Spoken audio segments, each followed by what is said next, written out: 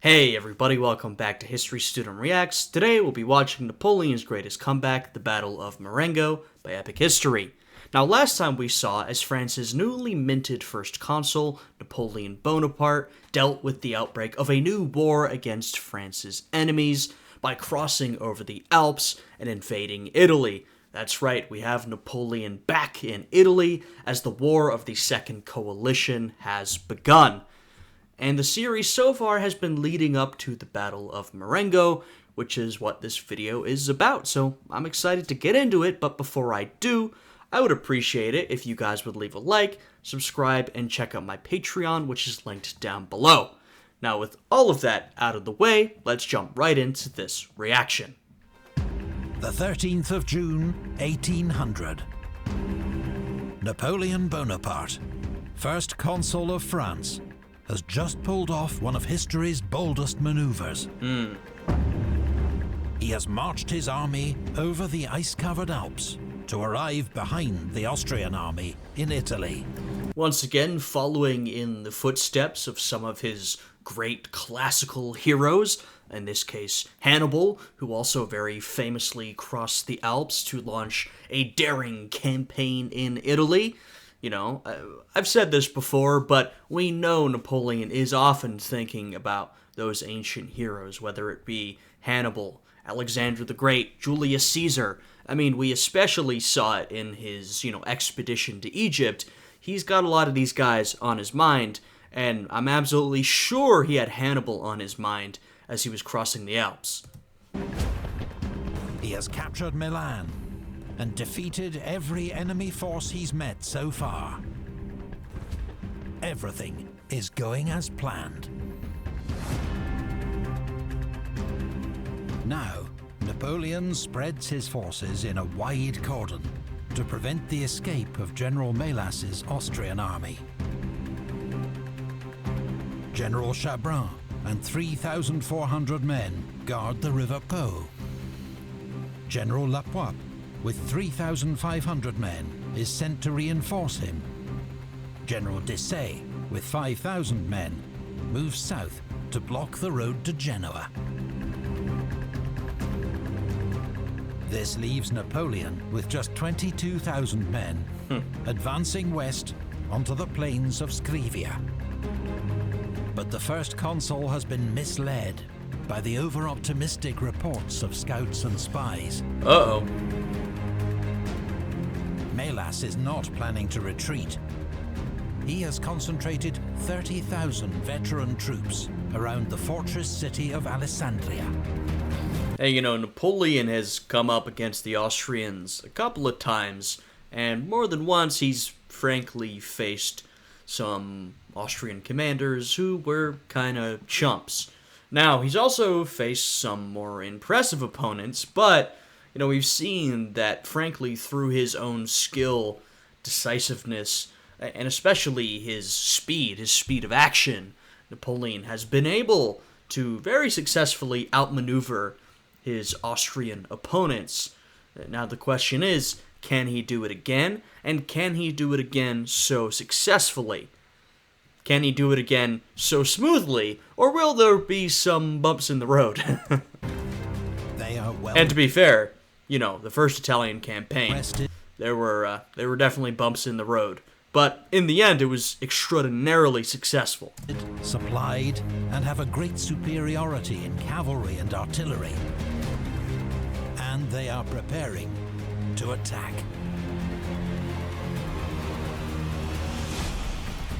Oblivious to the looming threat, on the 13th of June, General Victor and his 2 divisions lead the French advance on Alessandria. In heavy rain, his men drive a small Austrian rearguard. And I will say, we have a situation here where Napoleon is sort of lacking in understanding of the opponent, right? He, either due to, lack of information or because he's misread his opponent, doesn't know what they're going to do, or thinks they're going to do one thing, but in reality, Melas is planning another. And if we think back to Napoleon's successful campaigns so far, remember, we're still pretty early in Napoleon's career. Like I said, he was always fast-moving, quick-acting, decisive, And one of the things he often had, along with a speed advantage, was an information advantage on his enemy. He was able to move quickly. His cavalry was able to very effectively move quickly, flank, gather information. When you're running on an information deficit, or even a misunderstanding, because Napoleon was very good at reading his opponent and sort of playing mind games with them. If you don't have that, then you could be in a lot of trouble. Not to overstate the case, right? Napoleon's been in much worse situations than this, but just to sort of set the stage for the battle to come. From the village of Marengo, back towards a fortified bridgehead on the Bormida River. But the French find the crossing heavily defended. And so, soaked and exhausted, with darkness falling, they halt the pursuit. Weeks ago, Napoleon had predicted that the decisive battle of the campaign would be fought on this very ground. Oh. The plain east of Alessandria. But now, he is convinced that Mélas will not risk battle. Uh-oh. What he and his men cannot see beyond the Bormida, because they have lit no campfires, are 30,000 Austrians, assembled for an assault. Whoa. Within hours, Napoleon will discover that his army is fighting for its life. Damn. What a dramatic intro. As we approach the decisive moment, only courage, bravery, and steadiness can punish a recklessly advancing enemy. Austrian order of the day.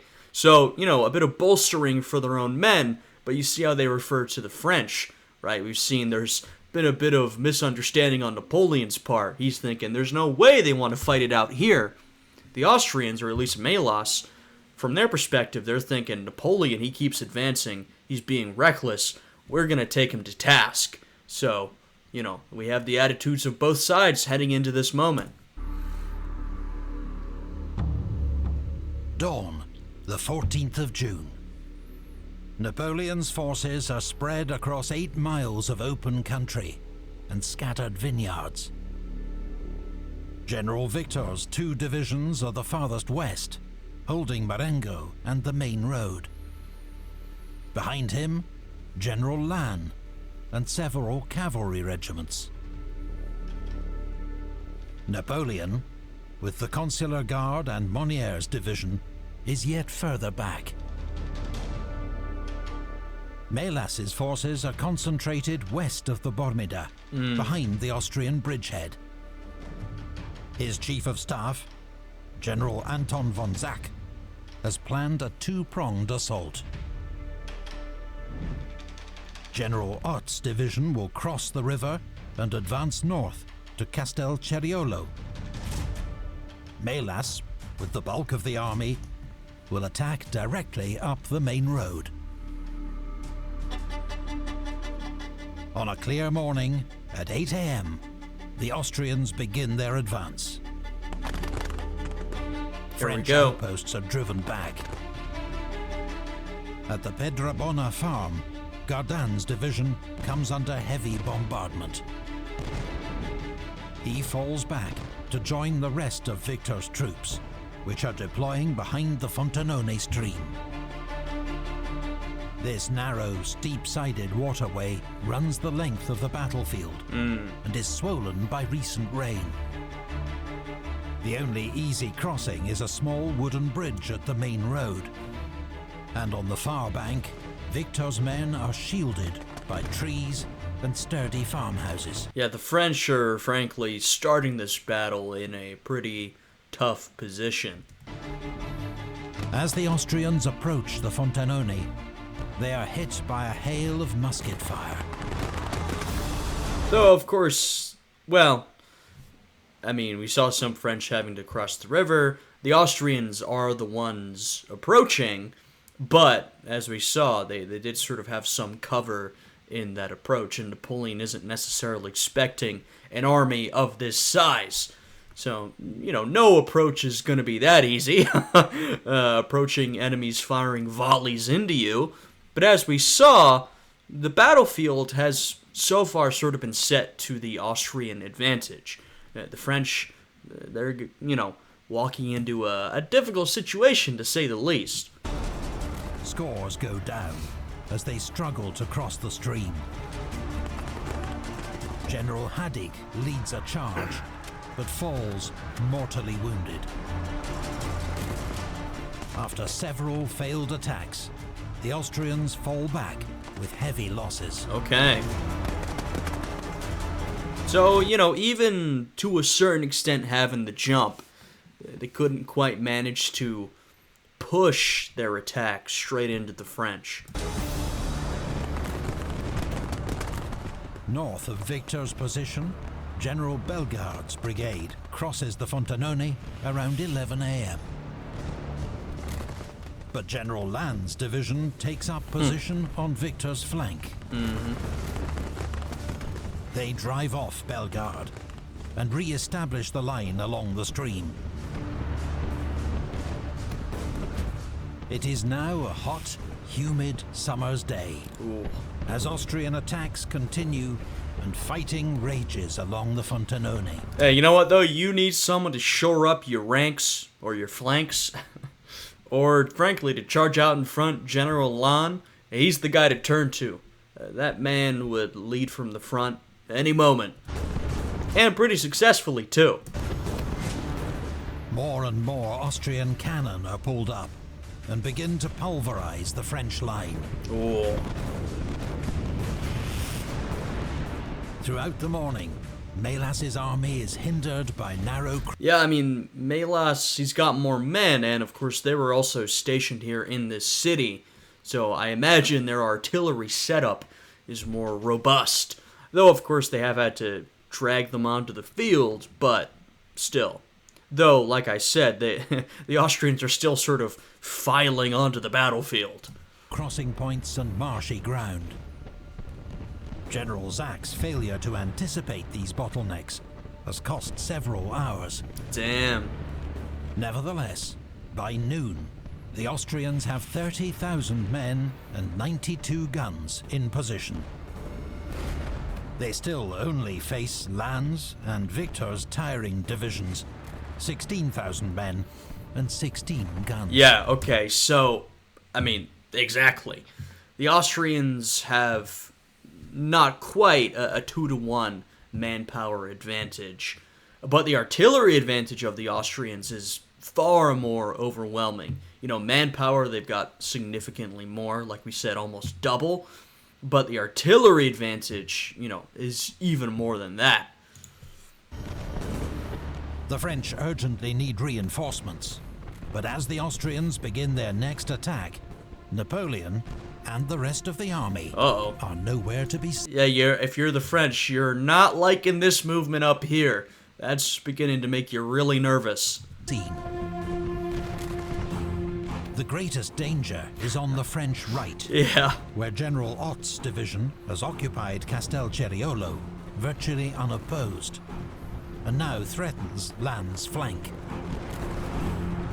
Then the Austrians find a gap near the French center and rush 3 battalions across the Fontenone. Oh no.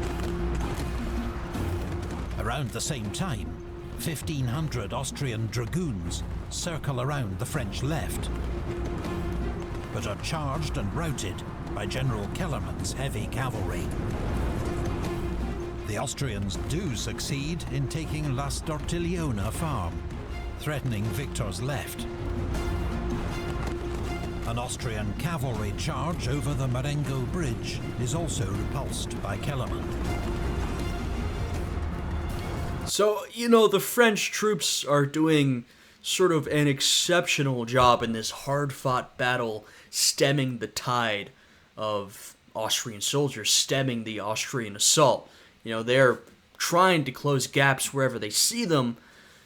So, it is it's back and forth so far. The Austrians aren't necessarily dominating, but they're gathering those positions on the right and left flanks. They're moving forward. They've got such superior firepower that even though the Austrians, it's not like they've won the battle, but they're in a superior position, and it's still going back and forth at the moment, but the French can only hold out for so long, and the holding out they're doing is extremely brutal and hard fought.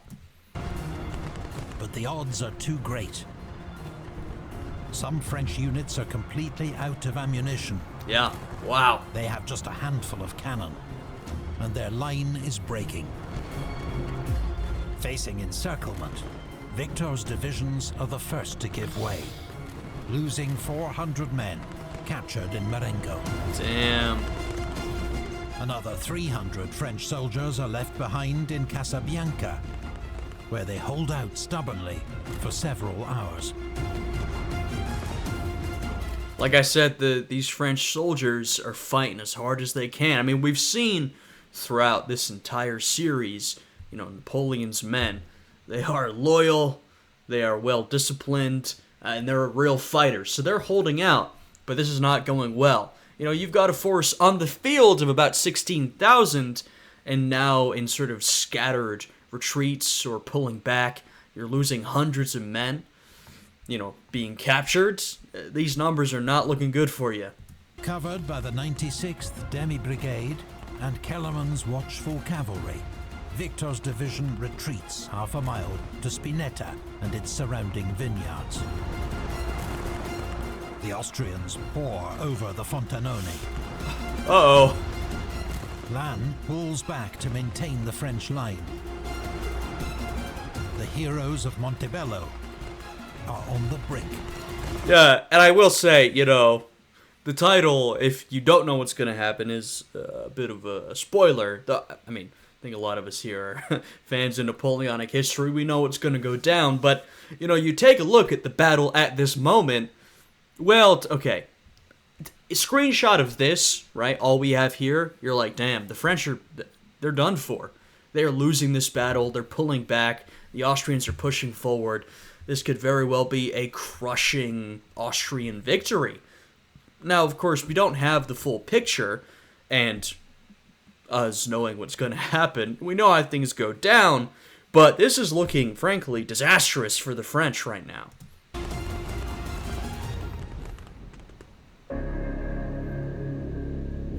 Suddenly, a murmur of joy and hope rose from the ranks. The man of battles and victories appeared, Bonaparte. And hey, if you're in a bad spot and you need to win a battle, Napoleon Bonaparte is just about the best person you could imagine arriving. I've said this in many of the videos we've done, most recently in the Voices of the Peninsular War video, where we talked about, this is much later in the Napoleonic Wars, about how when Napoleon is present, the French tend to win battles. When he's away, that's when they start losing. And that principle is going to apply here. And it does apply generally. Napoleon arrives, your chances of winning are spiking dramatically. When the Austrian attack began, Napoleon was 7 miles away, at his headquarters in Torre Garofoli. Although he could hear the distant thunder of cannon, he did not grasp its full significance and remained focused on blocking the Austrians' escape. Only at 11 a.m. did reports arrive to reveal the gravity of the situation. Napoleon knows there is not a moment to lose. Like we said, Napoleon, he doesn't totally understand what's happening, but you see this a few times when Napoleon miscalculates or misinterprets something, where Napoleon will usually plan for a French victory. He'll plan for that eventuality. He wants to cut off his opponent's exit route, make sure they can't escape, make sure he can inflict a victory of great proportions. Occasionally, usually it works out for him, occasionally it'll come back to bite him in bigger or smaller ways, where he's ready. He's like, all right, I'm keeping y'all in place. I'm ready for this W. It's like, actually, things are going a little bit differently. You're going to have to change plans, right? We need to shore up our own men. And that is sort of the situation here. Napoleon's like, all right, You know, we're ready for this, and word gets back to him that, hey, there's a massive Austrian force, more than 30,000, and we're starting to seriously lose this battle. Napoleon, credit to Napoleon, as we've said, quick thinking, decisive, you know, that was one of the things that made him great. He's like, okay, let's snap into action, guys. He scrawls an order to Desaix, who he's sent to cut off the Austrian retreat and is now 4 miles away. I had thought to attack the enemy. They have attacked me. Right. Come in the name of God, if you still can. Yeah, exactly. He sends the same order to General Lapointe. Then he races to the front with his only reserves, Monniere's division and the Consular Guard.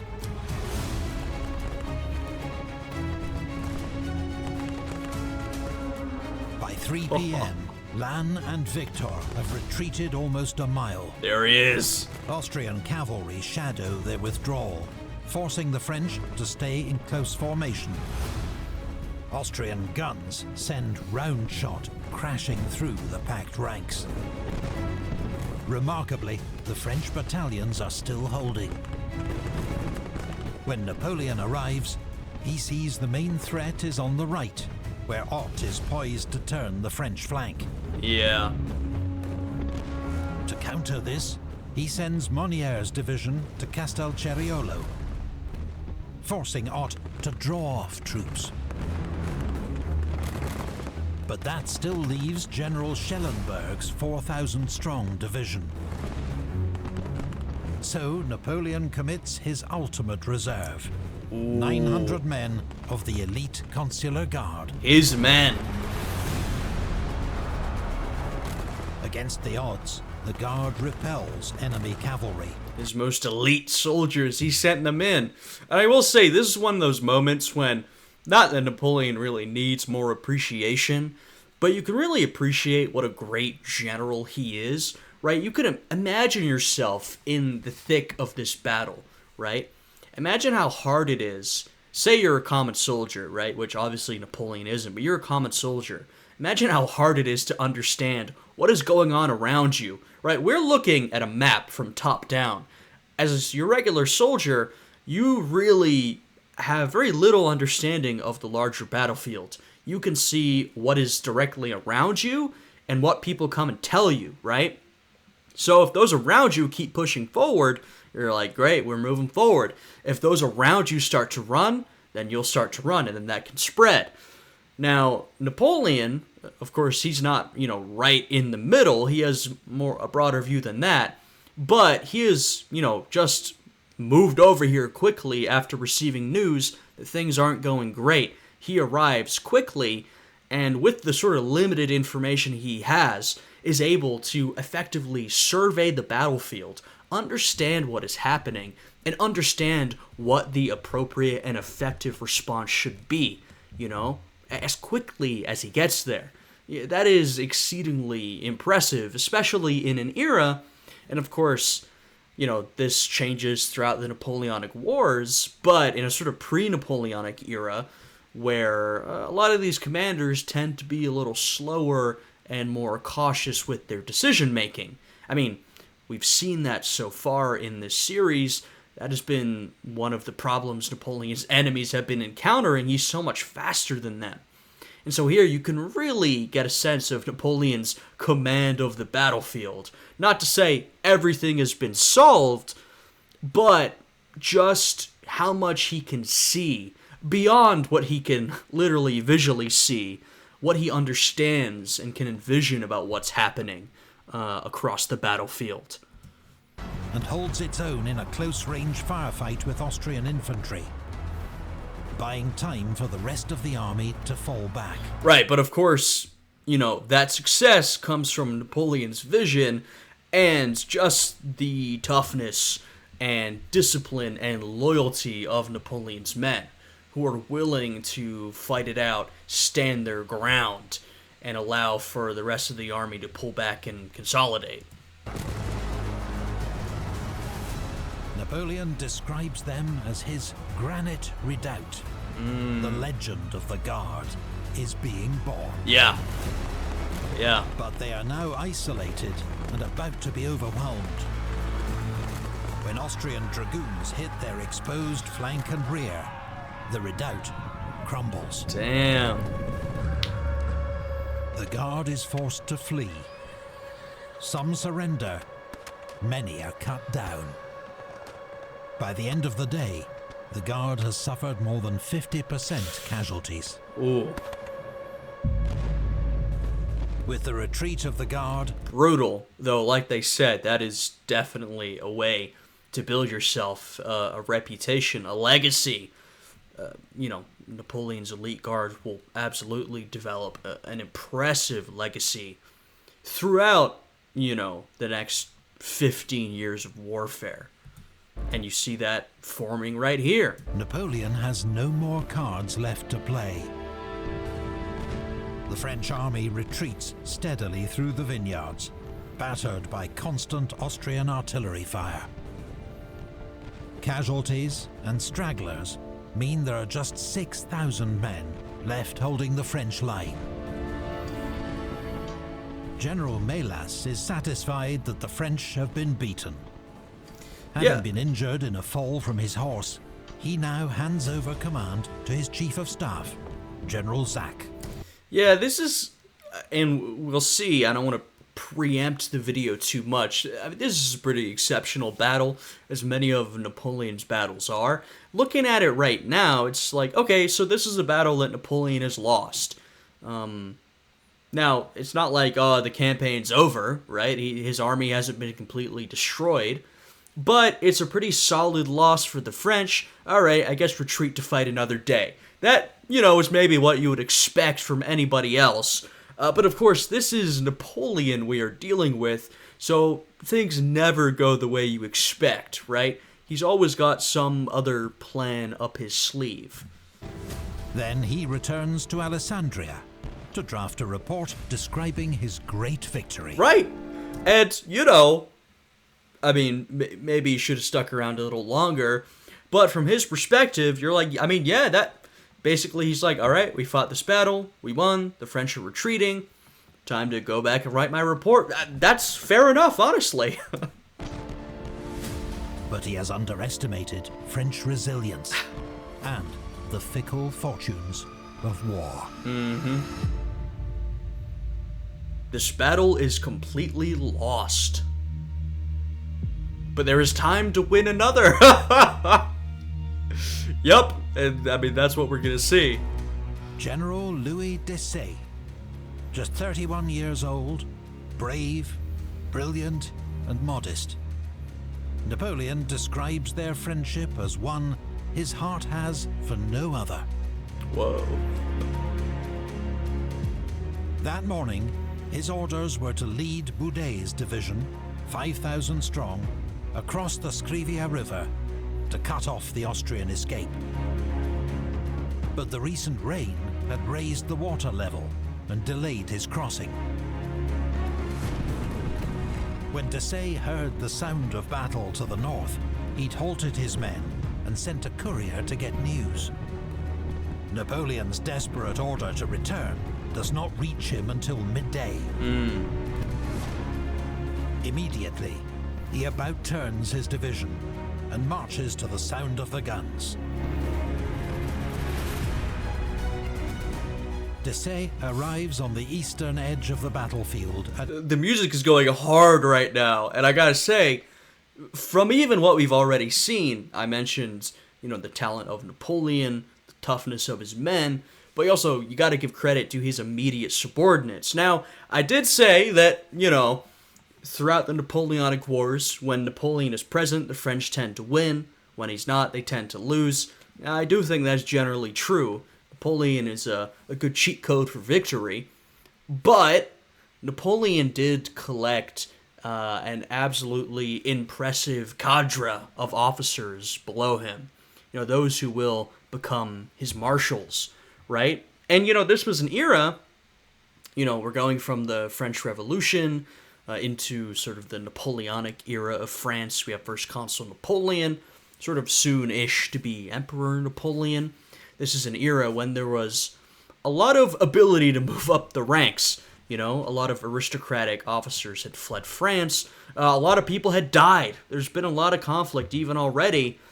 And so, you know, as sort of brutal as it is, that gives ambitious young men an opportunity to move up the ranks. And these types of revolutionary events and wars, not always, but they can mobilize a very talented group of individuals who all come together for a common cause. And that is what we see with Napoleon and his men. You know, he has a lot of really talented officers beneath him who carry out his orders and even act on their own initiative, sometimes to their detriment, but sometimes to the success of the entire French army. So absolute credit has to go to them as well.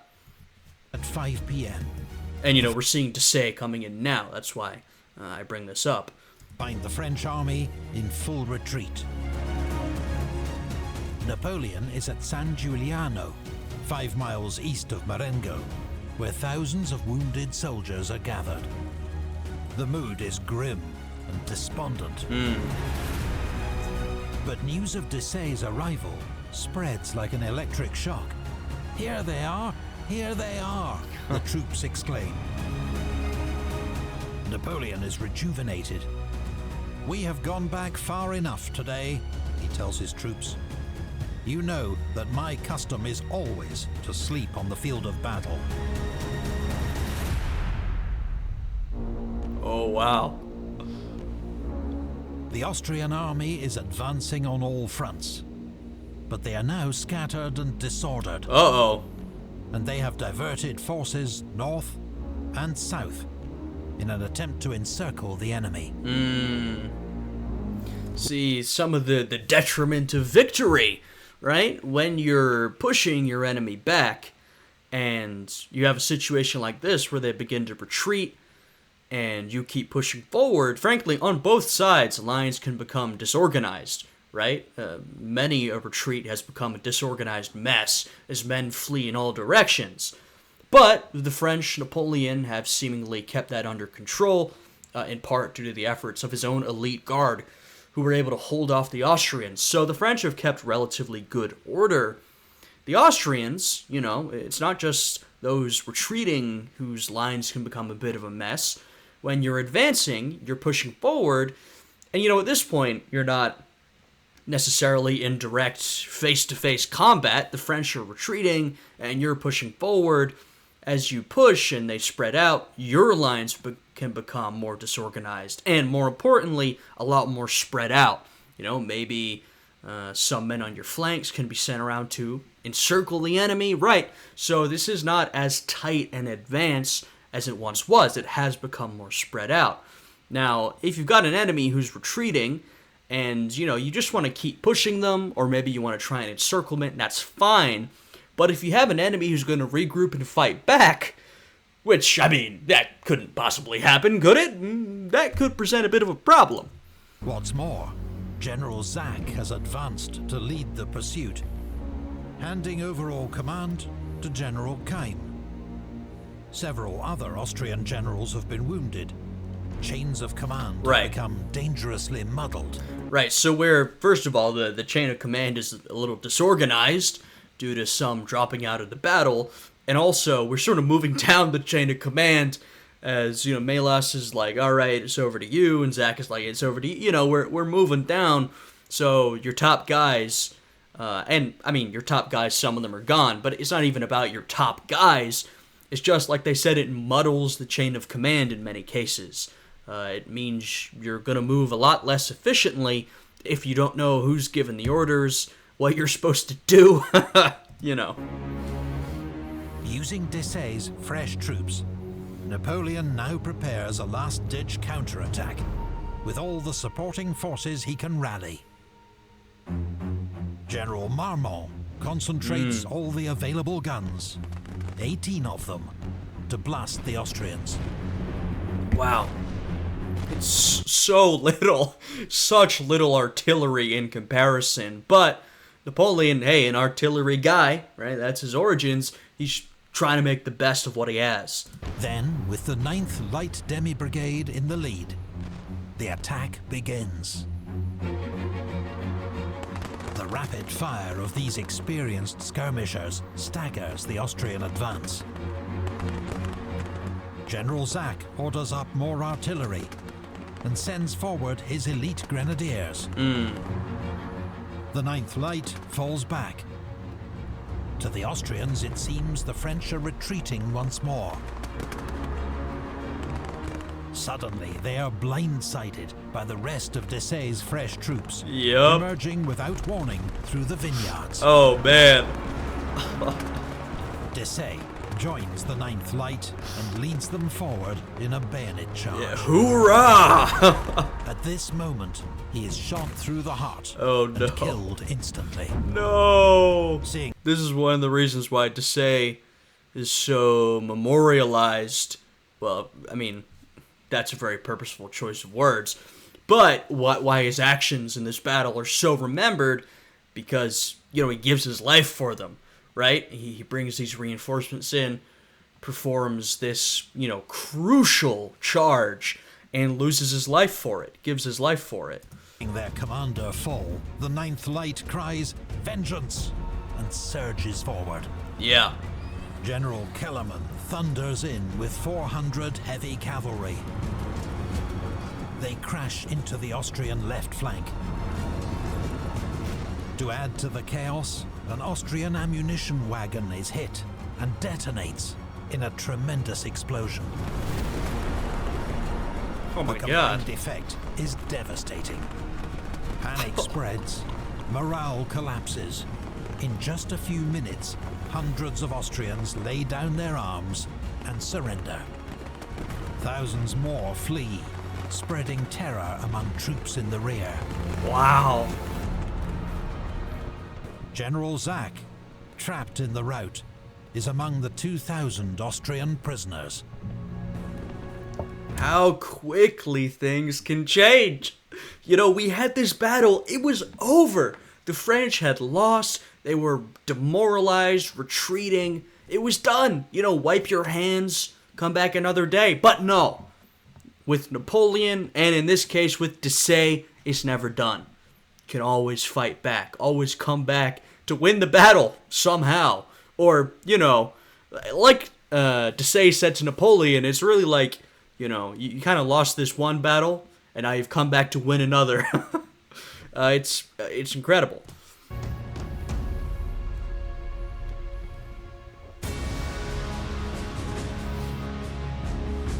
The charge rang out everywhere. Each of us turned round and ran forward. We did not shout anymore, we roared. Nice. In an instant, the entire momentum of the battle has swung 180 degrees. Yeah. Thousands of French troops who'd been retreating moments ago stop and join the attack. And like I said, you're a common soldier. All you know is what is happening around you. And of course, depending on the battlefields, you may have more or less visibility. You know, with a lot of musket and cannon fire, visibility tends to be pretty low. But in this case, if you see the men around you charging forward and pushing the Austrians back, well, that's your sign to turn around and get back in there. As the Austrian center collapses, General Ott's division becomes dangerously exposed. His men soon join the rest of the army in their race to escape. Wow. Later that evening, General Murat adds the coup de grace, launching a final French cavalry charge that seals victory and drives the enemy back to their bridgehead. The Battle of Marengo was one of the greatest comebacks of the Napoleonic era. Absolutely. Thoroughly defeated by mid-afternoon, the French are completely victorious by nightfall. Yeah, I think the battle is worthy of the title of this video. It truly is an incredible and unexpected comeback. But it has been an exceptionally costly affair. Yeah. The French lose a quarter of their army as casualties. The Austrians more than a third. Yeah, exceptionally costly, honestly, might be understating it. These numbers as percentages of the armies, yeah, that's pretty exceptional. That's quite devastating. Napoleon himself contributed little to the victory. If not for the skill of his officers, Yeah. the steadiness of his troops, and above all, Desaix's last-minute arrival, he would surely have been defeated. I think you can give Napoleon, when he initially comes in, he stems the bleeding. He allows for perhaps a more ordered retreat than would have otherwise happened, manages to hold the Austrians off to a certain extent, and that's what I gave him credit for when that was happening.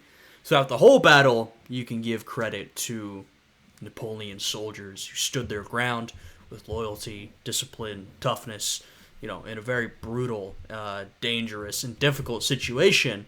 And then you can give credit to Napoleon's subordinates. We saw throughout this video that even when they were getting pushed back in a challenging situation, Napoleon's subordinates acted, very intelligently, thinking about the battlefields.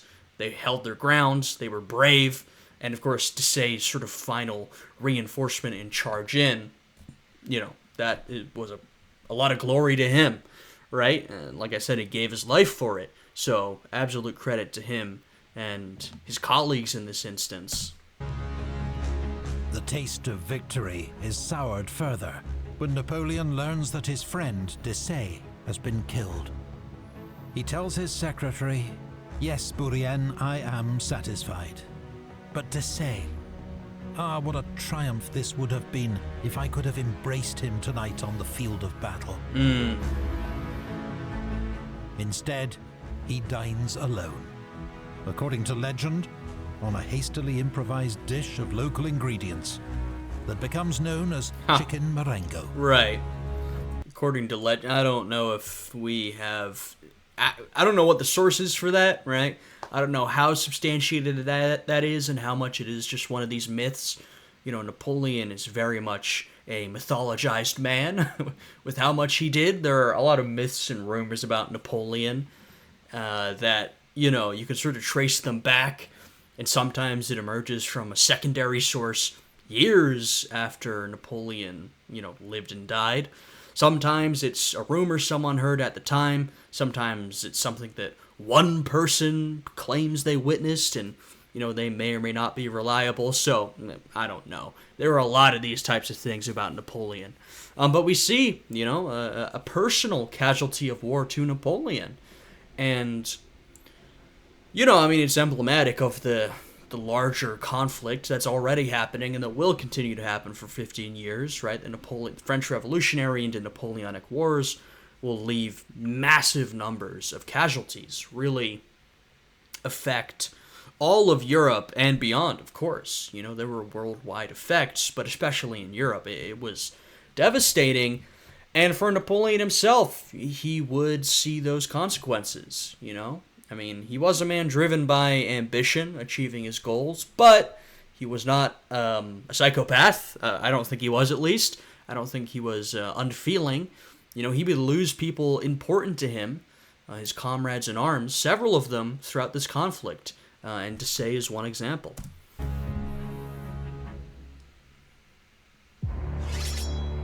General Mélas, shaken by his unexpected defeat, is unsure how to react. Some of his officers urge him to continue fighting. Others advise him to escape. French forces are closing in from all directions. Hoping to buy time, Mélas proposes a ceasefire to bury the dead. Napoleon refuses, unless Mélas is also willing to discuss terms for the Austrian evacuation of northwest Italy. Yeah, Napoleon, he knows he's got the advantage now, and he wants to press that advantage. With little bargaining leverage, the old Austrian general accepts. Over the following days, Mélas and Berthier negotiate a comprehensive armistice. In in exchange for safe passage back to Austria. By the way, just about everything Napoleon accomplishes, you got Berthier in the background playing some kind of role, or sometimes in the foreground. He's someone who maybe doesn't get the attention he deserves because he's often in sort of a support role, but that support is absolutely crucial to Napoleon's accomplishments. He just may not receive the glory that, an officer charging into battle would, in a great charge saving the day. Berthier, he's always around somewhere, always playing some crucial role. Austria. Melas agrees to evacuate Piedmont, Genoa, and Lombardy. Damn. France will once more dominate northern Italy. Napoleon has achieved his victory and cemented his position as France's new head of state. Yeah, remember, there was a lot at stake here. First of all, of course, France's position, both in Italy and sort of more generally, right? We saw at the beginning the War of the Second Coalition, right? This is another challenge to essentially Republican France's right to exist. At least that's how they see it, and it essentially is that, along with a lot of other things, right? If France loses this war, it's in a whole lot of trouble. Of course, Napoleon was the one who claimed a lot of this territory in Italy in the first place, so he's sort of coming back to take a lot of it back from the Austrians. And also personal to Napoleon, this is sort of a test of his position, of his authority. He's only recently been made first consul of France, very much due to his military achievements. He's the Julius Caesar type figure, someone who gained fame and popularity from his own achievements, and of course his own intelligent politicking and PR. Right, both men were able to parlay their achievements into popularity among the public. But if you get into power and you face a disastrous military defeat, or you're unable to defend France, that's going to tank your legitimacy pretty immediately. We brought you into power, sort of, this is kind of the thinking. Napoleon, you're in power because you're a great general, right? We want you to defend us against our enemies. If you can't do that, then what are you good for? Well, Napoleon, in that sort of shaky position, has proven that he's the man for the job, that he can defend France against her enemies, and he can do it very successfully. What's more, the near miraculous manner of his victory assures him more than ever of his own special destiny. Of course. The gods of war and fortune are with him. And I talked about Napoleon in comparison to some of his ancient heroes, right? When he was crossing the Alps, I'm sure he was thinking of Hannibal. We know he thought about Alexander and Julius Caesar. And like a lot of those guys, especially Alexander, Napoleon felt he had some sort of special destiny in store for him. Whether God-given or sort of universe-given, he had something he needed to do, and he felt he was destined for that, right? That's how Napoleon sees himself, and like I said, that's how some of his ancient heroes, especially Alexander, saw themselves. Limit can there be to his accomplishments? That winter, Moreau inflicts a second crushing defeat on the Austrians at the Battle of Hohenlinden. Defeated in Italy, and now Germany too, Austria finally sues for peace. Again. The subsequent Treaty of Lunéville sees the French frontier advance to the River Rhine. In Italy, French client republics are officially recognized by Austria. And the following year, France annexes Piedmont. And one of the things that the French are kind of obsessed with is extending France to its natural borders or natural boundaries, right? You have essentially, importantly, the Pyrenees Mountains and the Rhine River. And that is exactly what they're doing here. They are extending their borders and also creating all of these sister republics, or at least coerced allies, among their neighbors. France is now larger and stronger than at any time since the reign of Charlemagne 1,000 years ago. Yeah. She has just one remaining enemy, Great Britain. In 1801, British victories at Alexandria and Copenhagen drive home the fact that France cannot challenge Britain at sea, Yes. nor abroad. Britain has seen her continental allies defeated, and Russia is now actually threatening war. Yeah, I mean, there's that pressure from Russia, which, sort of turns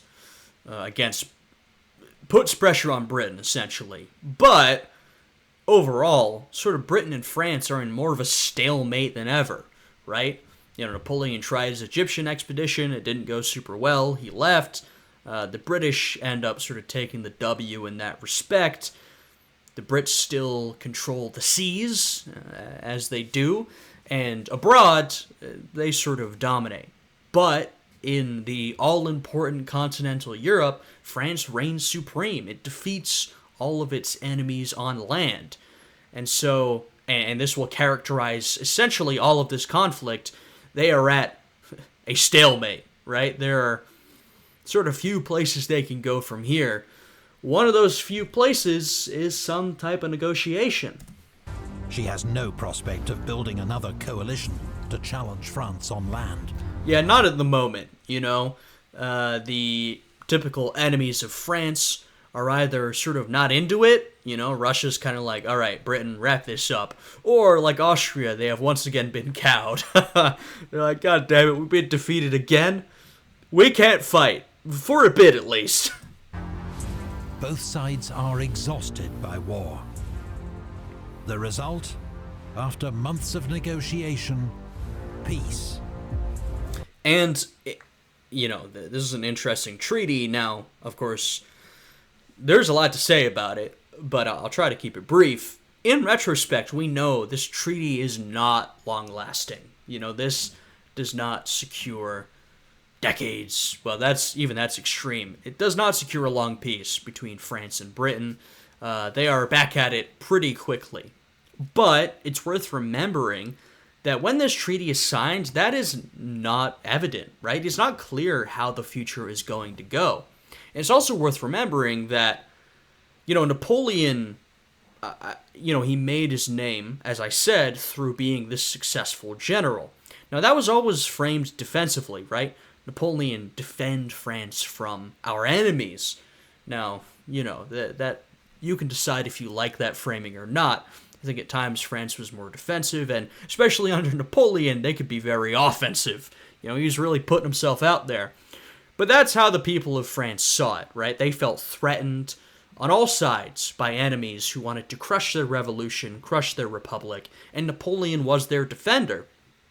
And sort of in that vein, the French people didn't necessarily want Napoleon to go gallivanting around Europe, conquering every country he set foot in. Now, that is kind of what's going to happen. They wanted him to defend France, and part of that was to bring peace. People wanted peace, and Napoleon kind of also pitched that to the people. He said, I will bring that peace. I will defend France, keep us safe, bring peace and prosperity. I mean, that's kind of what most people want. And this was sort of him living up to that promise, right? He brought them peace. And there was great celebrations, throughout Europe, but especially in France and Britain.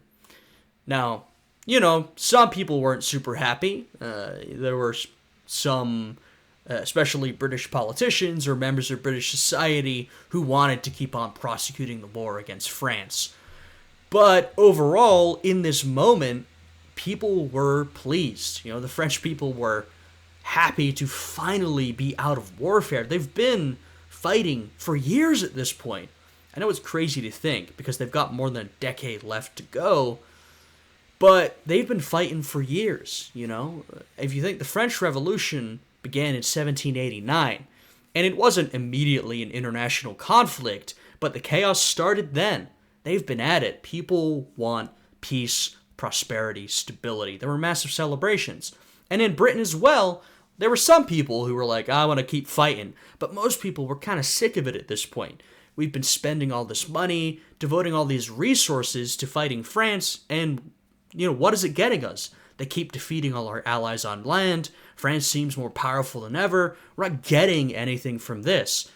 And so people were enthusiastic, happy, and many felt this could be the start of sort of a new era of peace and prosperity, that this peace could last for years to come. Now, of course, that would sour pretty rapidly, actually, and we know that peace wouldn't last, but in the moment, that wasn't clear.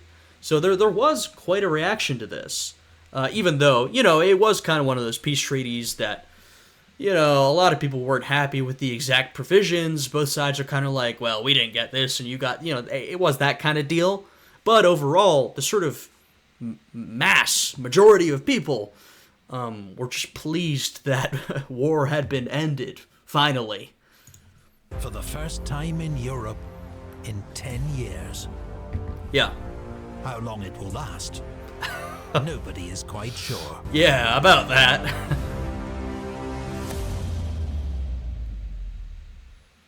Do you think you could replicate Napoleon's glory at Marengo? No. Perhaps your command could have won a more decisive French victory. Doubtful. Or maybe saved the day for the Allies. Well, with Wargame Design Studios' Campaign Marengo, you have the chance to refight this famous battle and test your skills as a Napoleonic commander. Campaign Marengo is a hex... Yeah, I don't know if I really want to put my skills up against Napoleon's. So here we go. In Marengo for just $29.97. That's, as I always say, we want to show Epic History support for making these fantastic videos. So I have their video linked down below. Go give them a like, subscribe to their channel. Check this out. It seems interesting. Let me see if we have any other... No, looks like that's it. Alright, so, down below I have their video linked. Go check them out. Show them some support. This was a really great one, I have to say. Now, I do think this battle is sort of an inherently dramatic one, right? The comeback. But I felt in terms of, storytelling and the music especially, this was a really masterfully designed video, very engrossing. I found myself sort of just watching, mouth agape at points like, wow, this is incredible. So yeah, this was a great one. I really enjoyed it. If you guys did, I'd appreciate it if you'd leave a like, subscribe, and check out my Patreon, which is linked down below. With all of that, I hope you guys are all having a good day today, and I'll see you all again next time. Goodbye.